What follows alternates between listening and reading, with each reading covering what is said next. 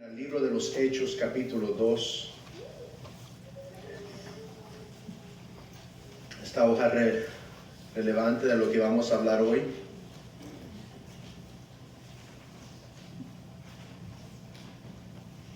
Este es el segundo sermón de una serie, La Iglesia según Jesús, y hoy vamos a hablar de la koinonia, y vamos a aprender lo que eso es, si no lo sabe. Pero aquí estamos en el libro de los Hechos. El libro de los Hechos es un libro de historia. Y hablando de la iglesia primitiva, los días después de la ascensión de nuestro Señor Jesucristo, es una continuación, podemos decir, del ministerio de Cristo Jesús por medio del Espíritu Santo aquí en la tierra. El mismo autor de los Hechos, este libro de los Hechos de los Apóstoles, es el mismo autor del Evangelio según Lucas. Lucas es el que escribió los Hechos. Lucas escribió el Evangelio según Lucas, hablando de la vida de nuestro Señor Jesucristo, la vida, el ministerio, la muerte, la resurrección, y aquí el libro de los Hechos empieza con la ascensión de nuestro Señor Jesucristo al cielo, pero no antes de prometer que Él los enviaría el Espíritu Santo. Y en Hechos vemos el ministerio del Espíritu Santo obrando en la iglesia, y vemos los efectos y los resultados del ministerio del Espíritu Santo en la iglesia de Jesucristo. Y en versículo 42 del capítulo 2 vemos 2:42, versículo 42 dice así, hablando de la iglesia reunida, dice: y se dedicaban continuamente a las enseñanzas de los apóstoles, a la comunión, al partimiento del pan y a la oración, y sobrevino temor a toda persona, y muchos prodigios y señales eran hechas por los apóstoles. Todos los que habían creído estaban juntos y tenían todas las cosas en común. Vendían todas sus propiedades y sus bienes y los compartían con todos según la necesidad de cada uno. Y día tras día continuaban unánimes en el templo, y partiendo el pan en los hogares, comían juntos con alegría y sencillez de corazón, alabando a Dios y hallando favor con todo el pueblo. Y el Señor añadía cada día al número de ellos los que iban siendo salvos. Aquí vemos el resultado del ministerio de Cristo por medio del Espíritu Santo. El Espíritu Santo obrando, salvando gente. Está salvando almas aquí en este libro, en estos hechos. Está salvando almas. Vemos almas salvadas, regeneradas, unánimes, unidas de un mismo sentir. Y en capítulo 4, 2 capítulos después, vemos también algo de este sentir. Los Hechos capítulo 4, versículo 32. Dice así de la iglesia: la congregación de los que creyentes, era de un corazón y un alma, y ninguno decía ser suyo lo que poseía, sino que todas las cosas eran de propiedad común. Aquí vemos la iglesia primitiva, la obra del Espíritu Santo en la iglesia, en estos creyentes. Es lo que hace el Espíritu Santo. Hoy en día, desgraciadamente, tristemente, vivimos en una época, una era desechable. Imagínense, tiramos muchas cosas, ¿verdad? Echamos a perder cosas, tiramos tantas cosas. Los botes de basura de todos los hogares alinean la calle cada semana en cada ciudad para deshacerse de nuestra basura. ¿No es increíble cuánta basura producimos todos los días? Piensa en su propio hogar, cuánta basura, cuántas bolsas llenamos.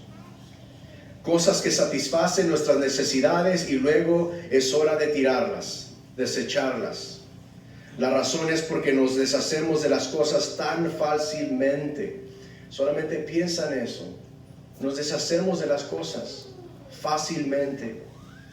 La comida que compramos viene en paquetes desechables por conveniencia. Cada vez que compramos algo viene en algo desechable. Cuando pedimos comida en el camino, viene en un contenedor desechable. Nuestra comida, nuestras bebidas, todo viene en cosas desechables, fácil de disponer y de tirar. Cuando algo ya no nos satisface las necesidades que tenemos o satisface nuestros deseos, es hora de disponer o reemplazar. Y no creo que simplemente lo veamos en las cosas que tenemos, en nuestras posesiones. Creo que vivimos en un mundo donde se nos ha enseñado que incluso hasta las relaciones que tenemos en nuestras vidas personales son vistas como desechables.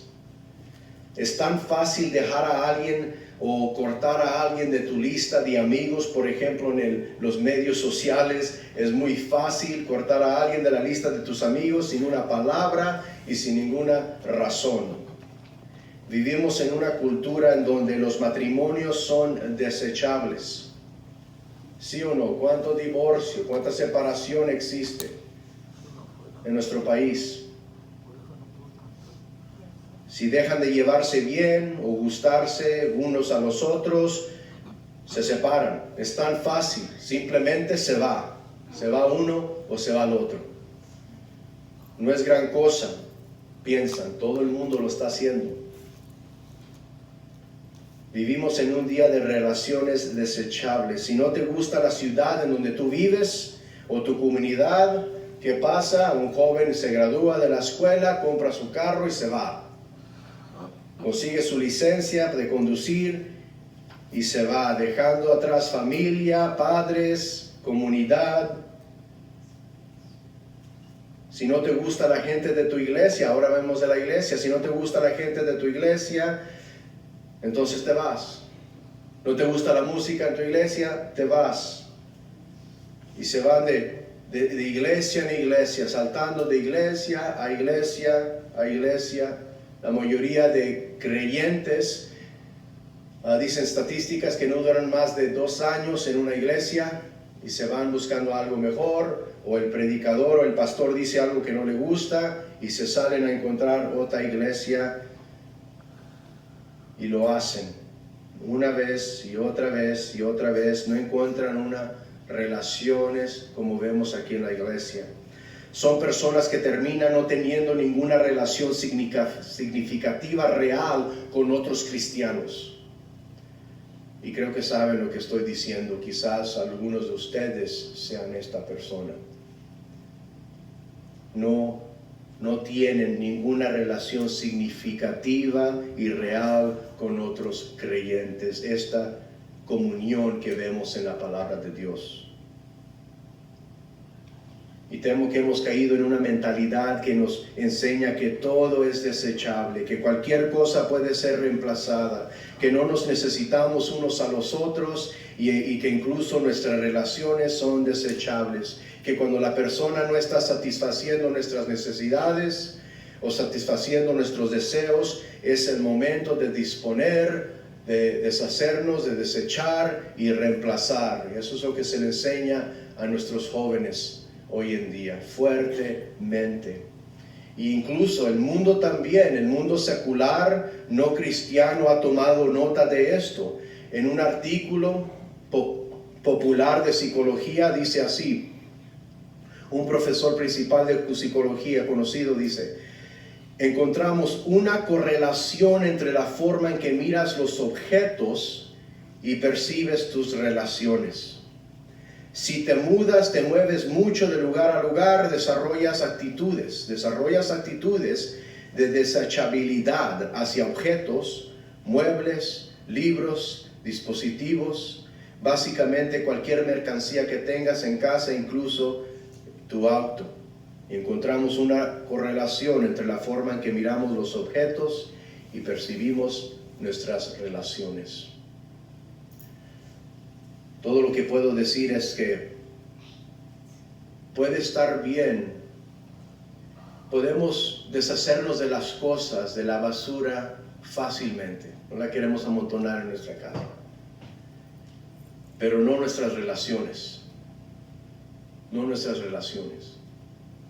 No las relaciones que Dios ha puesto en nuestras vidas. Familia, amigos, otros cristianos.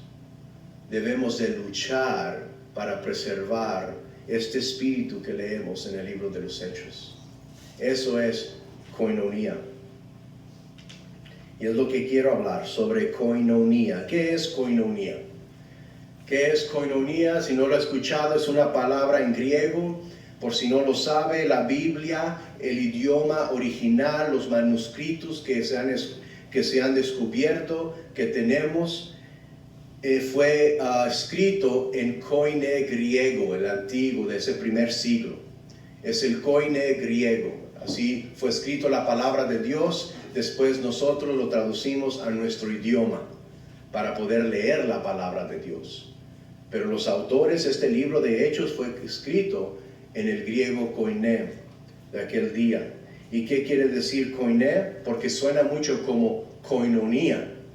Y de allí viene la palabra koinonía. Viene de la palabra koiné, que quiere decir común. El griego era el idioma común de ese día. Todos lo tenían en común, todos lo hablaban, lo entendían. Y koinonía, usado aquí en la Biblia, bíblicamente, es traducido aquí en nuestra Biblia como comunión. Comunión es lo que significa. Comunión, el diccionario en griego lo define como comunión o participación conjunta, fraternidad, asociación, comunidad y de muchas otras maneras. ¿Y por qué? Porque yo estaba tratando de pensar en mis estudios una palabra que sea como koinonía en inglés o en español y no la pude encontrar. Esta palabra koinonía, así como se escribe, se usa de diferentes maneras porque abarca la idea no solamente de compañerismo o comunión, abarca la idea de un amor entre nuestras relaciones, un amor sacrificial, un amor común. Por ejemplo, si es rápido para voltear en sus Biblias, lo vamos a hacer. Si no me puede escuchar, en Romanos capítulo 15, versículo 25. Romanos 15, versículo 25. Y esto lo vamos a hacer para nosotros poder entender esta palabra koinonía y la comunión, la naturaleza de la comunión que todos cristianos deben de tener unos con los otros y que una iglesia queremos tener. Romanos 15, 25, escribiendo Pablo dice: pero ahora voy a Jerusalén para el servicio de los santos, pues Macedonia y Acaya han tenido a bien hacer una colecta para los pobres de entre los santos que están en Jerusalén. La traducción que yo tengo dice hacer una colecta. ¿Cómo lee la de usted? Una Reina Valera que dice una ofrenda. Otra versión dice algo más. Levantar una ofrenda en inglés es contribución. Y esa palabra, esa frase, esa palabra contribución, hacer una ofrenda, es la palabra koinonía. Bien, koinonía, hacer koinonía para los pobres entre los santos que están en Jerusalén.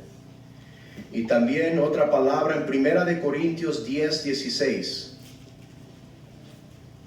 1 Corintios 10, 16 dice: la copa de bendición que bendecimos. Es una pregunta retórica. La copa de bendición que bendecimos, ¿no es la participación en la sangre de Cristo? El pan que partimos, ¿no es la participación en el cuerpo de Cristo? La palabra participación, no sé cómo la usted lea, es koinonía. ¿No es la koinonía en la sangre de Cristo? El pan que partimos no es la koinonía en el cuerpo de Cristo. Esta comunión es participación. Esta palabra abarca esa idea y empezamos a entender el tipo de comunión que la iglesia debe de tener.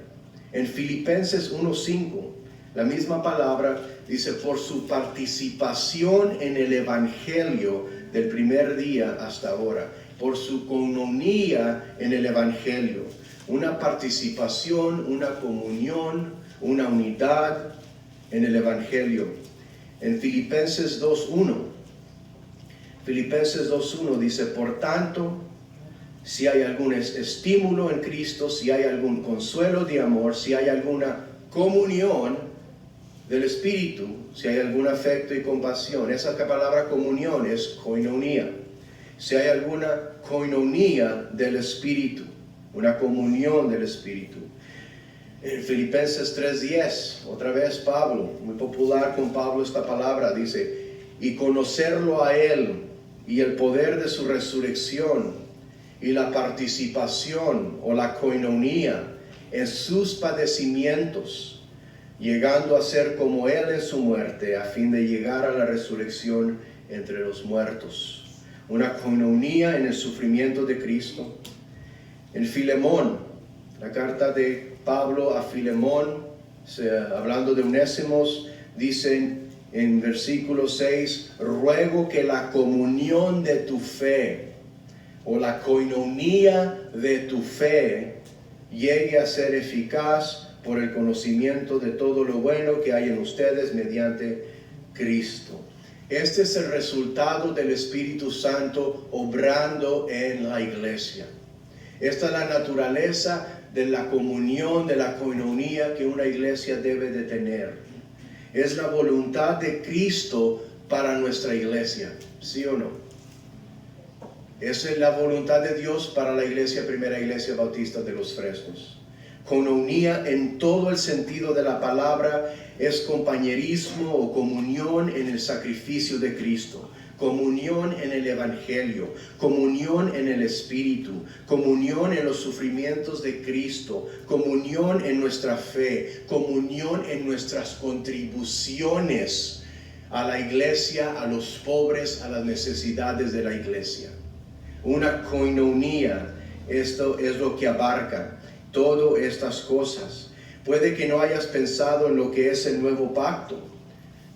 Entramos a un nuevo pacto en Cristo, ¿verdad?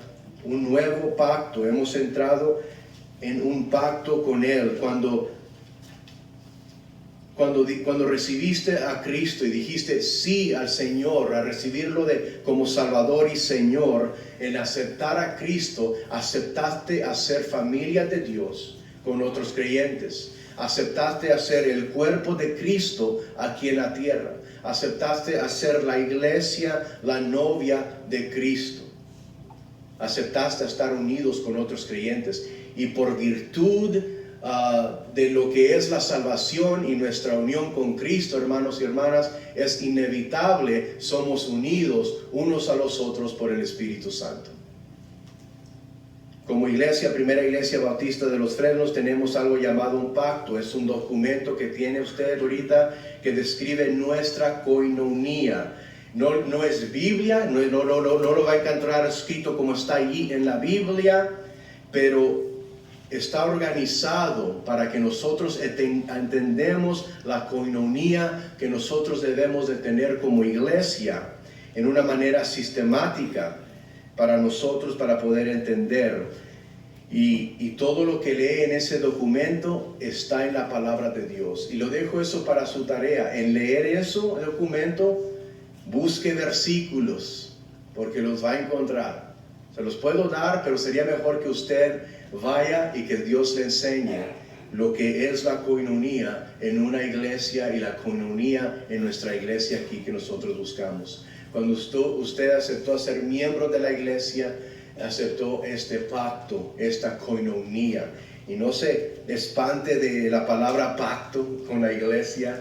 Es como estar de acuerdo con algo. Usted, si ha estado en deportes como joven, usted tiene que aceptar y reconocer las reglas, ¿verdad? Si voy a ser parte de este equipo, estas cosas voy a tener que hacer, esto es parte de estar en este equipo o en un club de deportes o en club de cualquier cosa, en un empleo, usted tiene que estar de acuerdo. Y como iglesia, hermanos y hermanas, esto es algo espiritual y esto es algo que Dios nos describe en la palabra de Dios, de la comunión que debe de ser normal en la iglesia. Y si lo tiene ahí, déjalo leo para que usted lo vea. El pacto de la iglesia. El pacto de la iglesia sería bueno, de provecho, tomar un tiempo para leerlo. Sigue con sus ojos mientras yo lo leo. Dice, habiendo sido guiados, como creemos, por el Espíritu de Dios para recibir el Señor Jesucristo como nuestro Señor y Salvador, y en la profesión de nuestra fe, habiendo sido bautizados en el nombre del Padre y del Hijo y del Espíritu Santo, lo hacemos ahora en la presencia de Dios y de esta asamblea muy solemne y alegremente entramos en pacto el uno con el otro como el cuerpo de Cristo. Nos comprometemos, por lo tanto, con la ayuda del Espíritu Santo a caminar juntos en amor cristiano, esforzándonos por el avance de la iglesia, de esta iglesia en conocimiento, santidad y consuelo, para promover su prosperidad y espiritualidad, para sostener su adoración, ordenanzas, doctrinas y disciplina, para contribuir de manera alegre y regular al apoyo del ministerio, los gastos de la iglesia, la asistencia a los pobres y la difusión del evangelio a todas las naciones. También nos comprometemos a mantener, escuchen familias, padres, madres, también nos comprometemos a mantener devociones familiares y personales, a educar religiosamente a nuestros hijos, a buscar la salvación de nuestros parientes y conocidos, a caminar de manera prudente en el mundo, a ser justo a nuestros tratos, a ser fieles en nuestros compromisos y ejemplares en nuestra conducta, a evitar todos los chismes, las murmuraciones y el enojo excesivo, a abstenerse del uso de sustancias nocivas o peligrosas para nuestros cuerpos, a usar nuestra influencia para combatir el abuso de todas esas sustancias nocivas, incluyendo la pornografía, y trabajar incansablemente para el avance del reino de nuestro Salvador al dar testimonio en palabras y acciones. Además, nos comprometemos a cuidarnos los unos a los otros en amor fraternal, a incluirnos el uno al otro y recordarnos en nuestras oraciones, a ayudarnos los unos a los otros en enfermedad y angustias, a cultivar la simpatía cristiana en el sentir y la cortesía cristiana en el hablar, a ser lentos en ofendernos, estando siempre listos para una reconciliación y conscientes de las reglas de nuestro Salvador para asegurarlas sin demora. Además, si llegásemos a separarnos de este lugar, nos comprometemos a unirnos a otra iglesia de fe y orden similar, donde podemos ejercer el espíritu de este pacto y los principios de la palabra de Dios.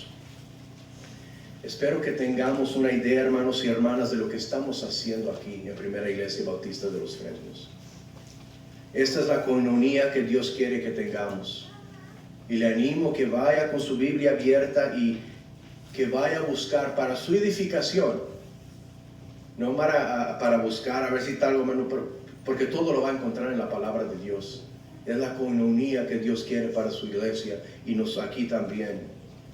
En Hechos 2:42 dice, y se dedicaban continuamente a las enseñanzas de los apóstoles, a la comunión, al partir el pan y la oración. La comunión ahí, así cuando leemos a la comunión y se dedicaron a la enseñanza de los apóstoles y a la comunión, no debemos de leer esta palabra como y se dedicaban a reunirse juntos, en inglés hanging out together. No está solamente que nos juntamos juntos, eso no es solamente la comunión, es koinonía. Abarca un amor, una fraternidad, una hermandad, un amor sacrificial, porque sin amor no hay koinonía.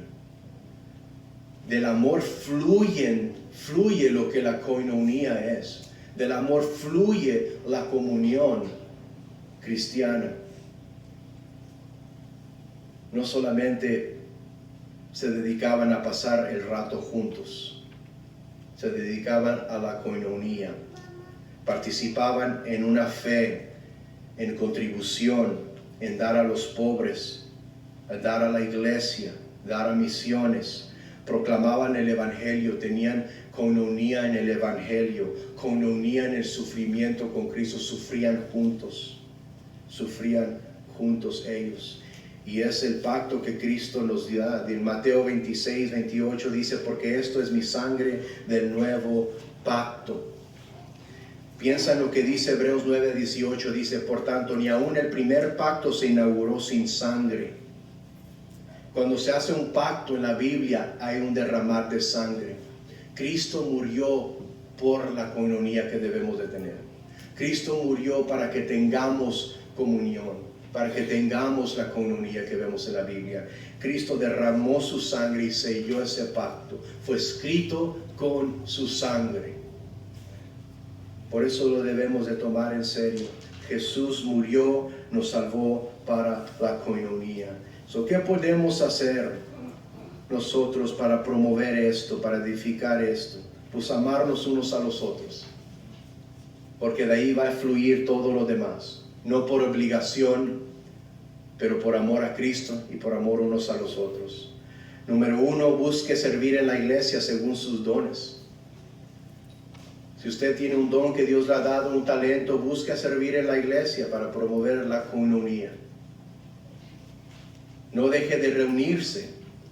Tenga coinonía en los estudios bíblicos, en las actividades, en grupos de oración, como leemos en Hechos 2:42, a los que ellos eran devotos. Ser devotos a la coinonía. Evangelizar juntos. Si tienes miedo, ve con alguien más y participar en el Evangelio, repartiendo folletos, tener conversaciones con gente. Y también la hospitalidad en sus hogares. Tenga familia de la iglesia para orar, para leer, para cantar juntos. Y todos estos puntos son cumplimiento, están cumpliendo la coinonía. ¿Cómo podemos cumplir la coinonía en nuestra vida cristiana? Porque lo vemos en las Escrituras. Y también coinonía en llevar las cargas de los demás, visitar a los enfermos, visitar a los presos cristianos, visitar a los pobres, contribuir a la iglesia. ¿Cómo vas a implementar la coinonía en tu vida? Algo que examinar. ¿Cómo puedo yo implementar la coinonía en mi hogar, en la iglesia? Para terminar, pongámonos de pie.